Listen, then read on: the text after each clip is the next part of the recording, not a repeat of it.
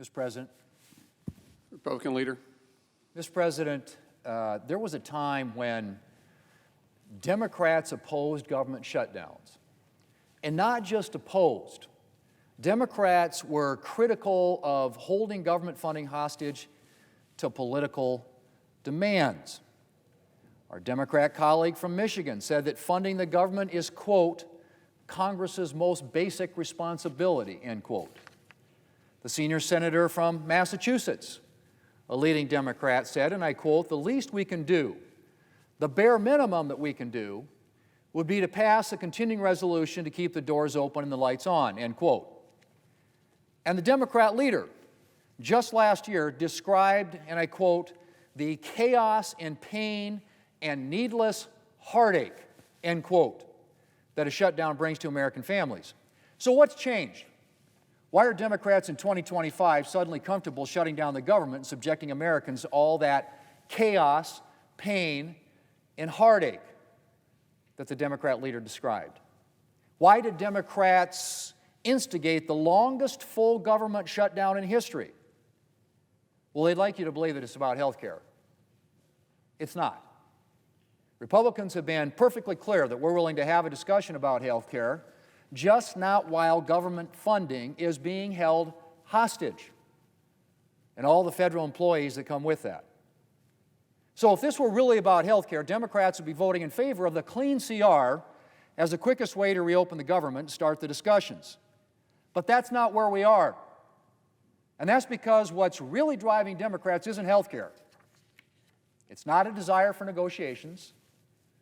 It's politics and far-left activists who demanded a showdown with President Trump. The real reason we're now in the longest full government shutdown in history is because Democrats are afraid of backlash from the far left if they stand down. One Democrat senator was quoted this week saying, and I quote, people are going to get hammered if they vote for the House-passed bill to reopen the government and keep it funded through November the 21st, end quote. People are going to get hammered if they vote for the clean, continuing resolution. That's from a Democrat senator, Mr. President. Hammered by outside groups, hammered by left-wing political activists. Or take it from one of the organizers of Saturday's No Kings rally who said, and I quote, I'm telling every elected I talk to, that is every elected official that I talk to, millions will be out cheering you on, or they will be calling for new leadership, end quote. Democrats, Mr. President, are keeping the government shut down because they're scared. Scared of a primary from the left. Scared of losing fundraising dollars. Scared that the far left will punish them if they don't appear to be fighting President Trump hard enough. Unfortunately, Mr. President, Democrats' political games are having real consequences. Airport tower staffing shortages have caused thousands of flight delays nationwide. Medicare patients and people in rural areas are dealing with the elimination of telehealth services. Military families have turned to food banks in unprecedented numbers. And things are about to get worse. The nutrition assistance programs that millions of Americans depend on to feed their families are in jeopardy. And tomorrow, federal workers will miss a full paycheck because of the Democrat shutdown. That's right. Tomorrow, federal workers will miss a full paycheck thanks to Senate Democrats. Mr. President, Republicans want to do something about this. We'd love to pass the clean, continuing, nonpartisan resolution, which would pay everyone. Passed the House a long time ago. We voted on it 12 times here now.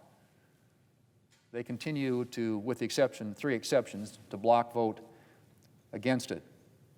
12 times now, Democrats have blocked just paying our federal employees.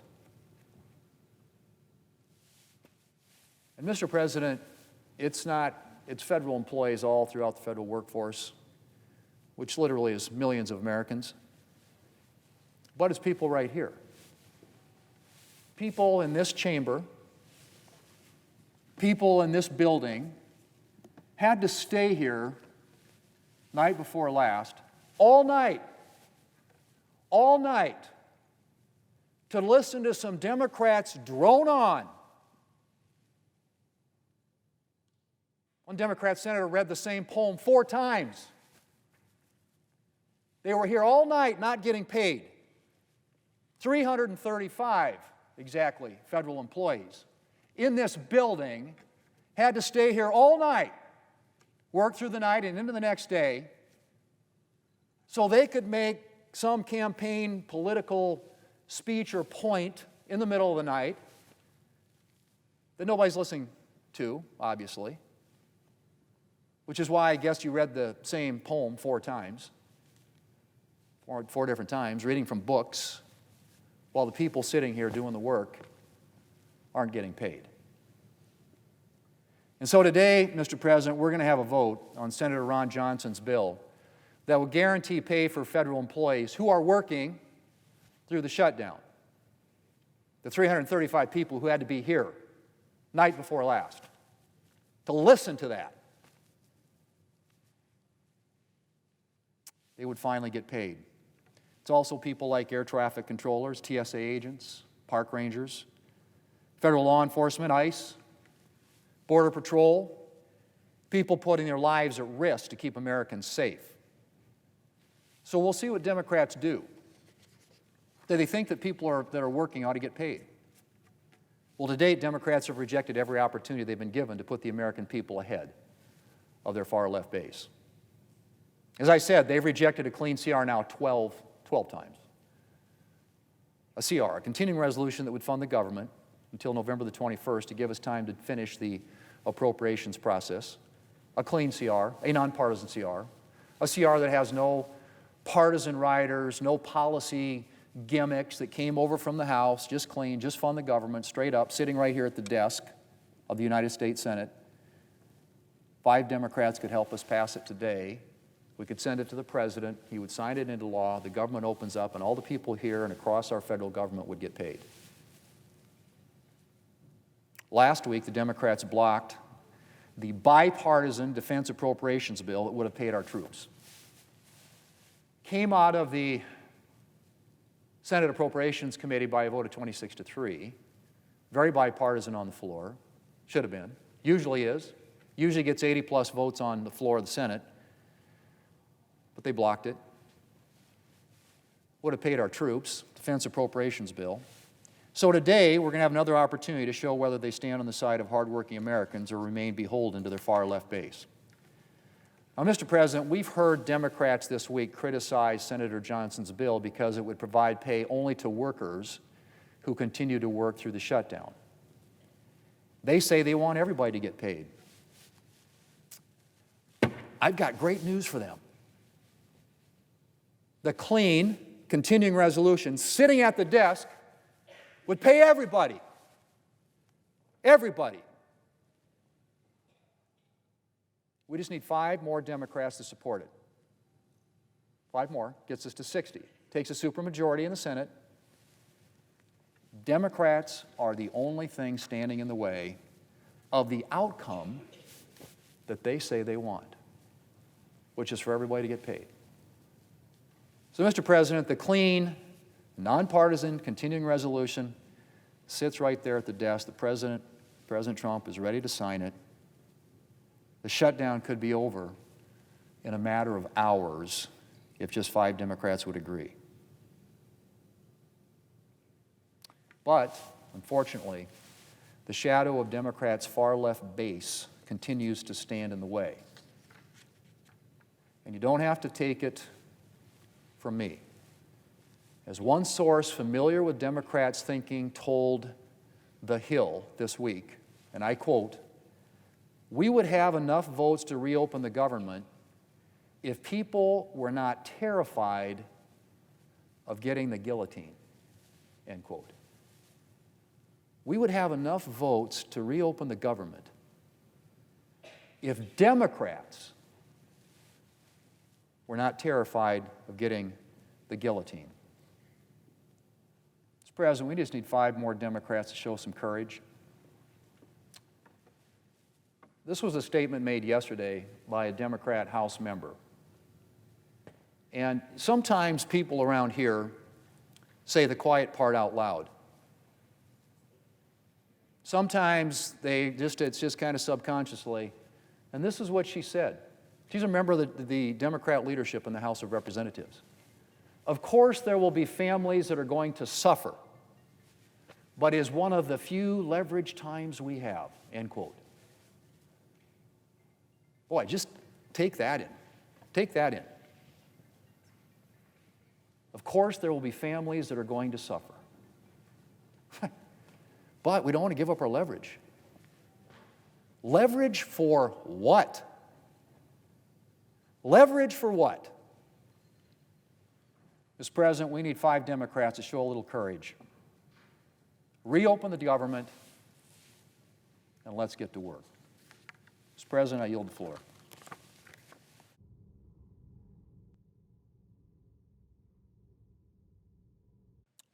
Mr. President. Democrat leader. Mr. President, we're staring into the abyss of the healthcare crisis here in America. And what is Donald Trump doing as we stare into the abyss of the healthcare crisis? He's flying off yet again to another corner of the world while people's premiums are set to skyrocket here at home. He shut down the government, Trump has, for 23 days, the second longest shutdown ever, by refusing to negotiate with Democrats. He's bulldozing the East Wing of the White House to make way for his own ballroom. His own Justice Department is getting ready to cut himself a personal check to Donald Trump for $230 million out of taxpayer money when health people are suffering in terms of their health care premiums.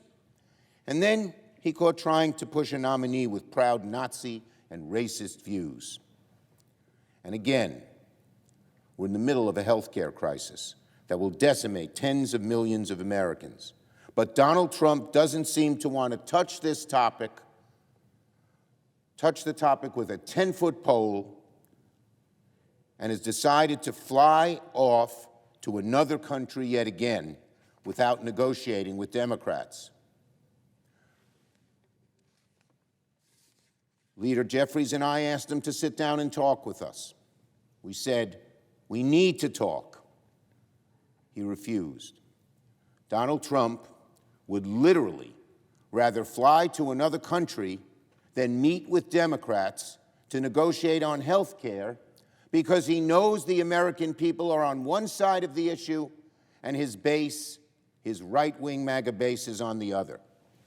He's afraid to touch the issue. So he does his version of Johnson's shutting down the House. He flies away.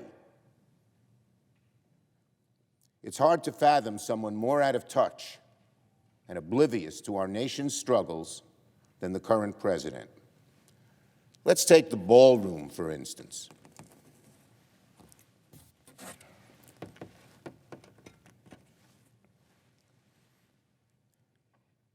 This is the image Donald Trump doesn't want America to see. This is the picture Donald Trump told his people to hide from the American people.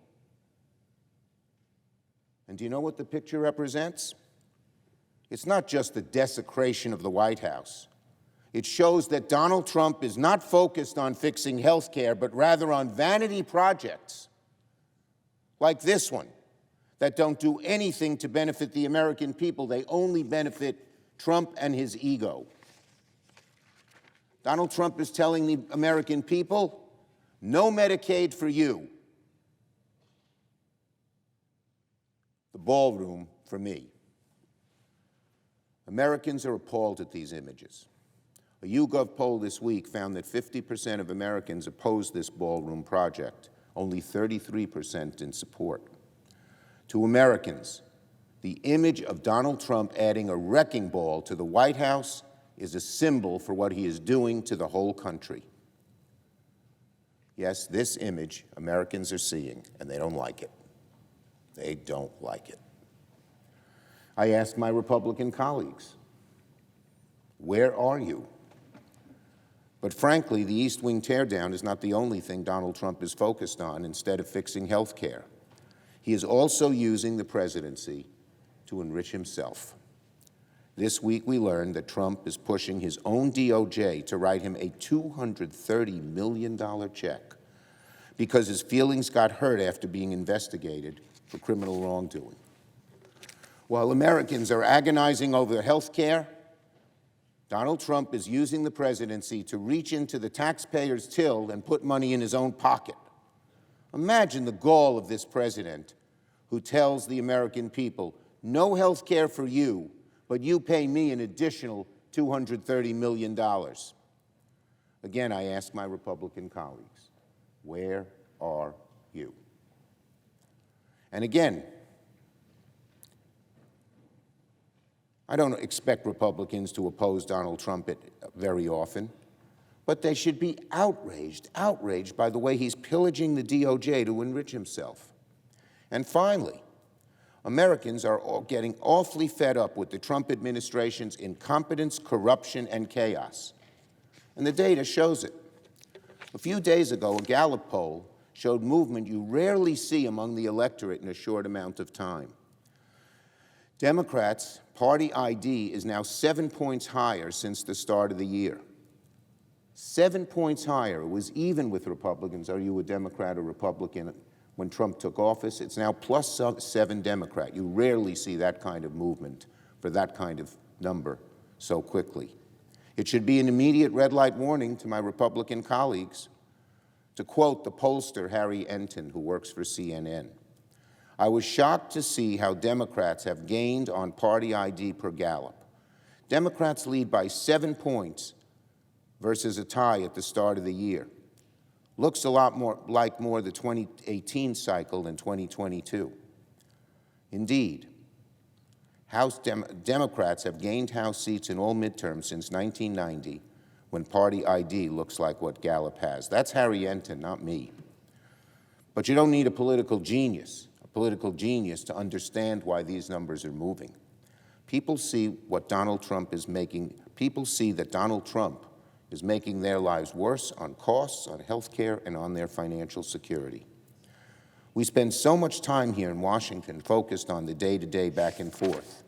But people back home don't care about the back and forth here in Washington. They care about how much they're paying for groceries. They care about their rising electricity bills. They care about the dramatic increase so many will pay in their health care premiums very soon. What has Donald Trump done while all this is happening, while people are just sitting down at the dinner table on Friday nights and wondering how the heck are they going to pay the bills? He's enacted the biggest health care cuts in American history. He's closing rural hospitals. Americans can see with their own eyes what Trump is doing. And so I say to my Republican colleagues, beware. This Gallup poll is a warning that Americans are fed up with the high costs that go up each week and the Trump administration's incompetence, corruption, and chaos. And it's only going to get worse the more Donald Trump doubles down on this shutdown and on his failed policies. Now, the Johnson bill. That is Ron Johnson, Senator Johnson. Right now, on day 23 of the longest total government shutdown in American history, millions of American families are wondering how they'll make rent, pay their bills, or put food on the table. And what's the Republican response? To hand Donald Trump and his right-hand man, Russ Vought, the originator of the evil, awful Project 2025, to hand Russell Vought even more power to decide who gets paid and who gets punished. Let me make one point very clear. The shutdown is on Donald Trump's back, and the American people know it. They know that Republicans have the presidency, the House, and the Senate, and the shutdown is on them. So, Senator Ron Johnson and Republicans are feeling the heat, have come up with this proposal. Johnson and Republicans know, because they're feeling the heat, that the American people know exactly who's in charge. Donald Trump and Republicans. When workers are laid off, when they're furloughed, when they miss a paycheck, America knows who's to blame. It's on Donald Trump's back, and that's why Donald Trump and his allies are pushing this bill. The bill would not reopen the government, which is the only permanent solution to this crisis. And Democrats want to reopen the government as quickly as we can. We want to sit down with Thune, with Johnson, with Trump, and negotiate a way to address this horrible health care crisis. We also want to make sure every last federal worker who has suffered during the Trump shutdown is taken care of. So that's why Democrats are offering two solutions that actually include all of our federal employees, not just the ones the president picks and chooses. Oh, I'll lay you off, I'll furlough you, I won't do you, I like you, I don't like you. That's not the way you govern, but that's how Trump seems to govern. Our bill is an antidote to that awful way that Trump uses when he picks and chooses winners and losers that he likes and hates. The Republican bill is a ruse. It's nothing more than another tool for Trump to hurt federal workers and American families and to keep this shutdown going for as long as he wants. We will not give Donald Trump a license to play politics with people's livelihoods. That's why we oppose this bill, the Johnson bill, because it doesn't end the pain of the shutdown, it extends it. The only way to pay every federal worker is for Republicans to get serious, sit down with Democrats, avert their health care crisis, and reopen the government. I yield the floor. Well, if you're counting, it's day 23 of a federal government shutdown, and thousands of furloughed federal workers don't know how to make ends meet without a paycheck. We're now living out the second longest government shutdown in modern U.S. history. The record holder, the shutdown back in 2018 during the president's first term. Now, yesterday, lawmakers failed for a 12th time to get the lights back on in Washington to pass a funding bill. That vote, 54-46, which, as you know, falls short of the 60 votes needed to move forward. And still, there's no end in sight as lawmakers continue doing a lot of this, which is pointing fingers both directions. So let's go live to our nation's capital and CBS News congressional correspondent Nicole Killian. Nicole, there's some legislation expected to hit the floor today. What can you tell us about that? Yeah, well, what I can tell you is it's already hit the floor, and basically these are competing measures on the part of Republicans and Democrats to find a way to try to pay some of these federal workers who are having to resort to other means to try to make ends meet, whether that's potentially taking up a second job or, utilizing their savings, filing for unemployment. So many of these federal workers are having to be very strategic in this moment as we are now on day 23. But in essence, the bill that's being put forth is by Wisconsin Senator Ron Johnson, and it would pay essential federal employees. Those are federal employees who are required to work without pay, not furloughed employees, but people like air traffic controllers or members of the military. So that's what this vote is about. Obviously, it's a tough vote for some Democrats who do support paying federal workers, which is why Senators Van Hollen and Senator Peters have put up their own counter proposal to pay federal workers as well. At the end of the day, neither of these measures are expected to get enough votes to move forward. So it kind of puts us back to square one with both sides continuing to point the finger at each other, saying this is just more political posturing. Well, and there are some workers concerned that this will last through Thanksgiving. Are we getting the sense that that could be the reality? We're already seeing, as you have talked about yesterday and the day before, lines at food banks. Yeah, I think at the end of the day, no one really knows when exactly this is going to end. What I can tell you is that the Senate, after taking these votes, is expected to potentially recess for the weekend, which means we won't see any votes for several days, which could push this shutdown into next week. At the same time, though, you do have some Democratic leaders who have said they hope that there can be some type of a resolution before the end of the month. You know, there are a lot of things that will take place come November 1st, whether that is those premium increases that Democrats have been talking about in terms of the Affordable Care Act and those premium subsidies that open enrollment starts. So people are going to start to see those rates and feel those rates. But then you also have programs like SNAP, Head Start, WIC, where they're starting to see their funding dry up as well, where November 1st could also be a critical period. So whether or not that deadline, if you will, puts more pressure on lawmakers to try to resolve this sooner rather than later remains to be seen. All right, Nicole Killian watching all day by day. Thank you so much.